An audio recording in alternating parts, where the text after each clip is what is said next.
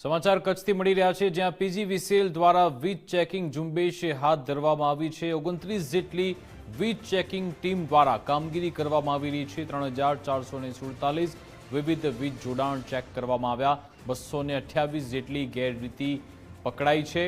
159.31 લાખના બિલ પણ આપવામાં આવ્યા છે। કચ્છમાં પીજીવીસીએલની ટીમે સપાટો બોલાવ્યો છે। ઝુંબેશ એક હાથ ધરવામાં આવી, જ્યાં એક સાથે 29 જેટલી વીજ ચેકિંગ ટીમ બનાવીને તપાસ કરવામાં આવી રહી છે।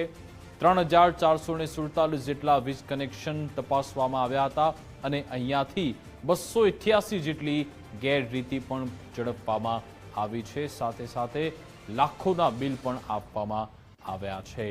તો પીજીવીસીએલની ટીમ પશ્ચિમ ગુજરાત વીજ કંપની લિમિટેડ જે અત્યારે અલગ અલગ જગ્યાએ વીજ ચેકિંગ કરી રહી છે, અહીંયા એક સાથે 29 જેટલી વીજ ચેકિંગ ટીમ બનાવવામાં આવી। ઘણા લોકો ગેરકાયદેસર કનેક્શન રાખતા હોય છે, ઘણા એવા લોકો હોય છે કે બિલ ભરતા નથી હોતા।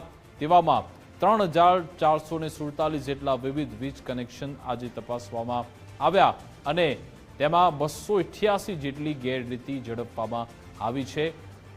તેમને લાખોનું બિલ હવે આપવામાં આવ્યું છે।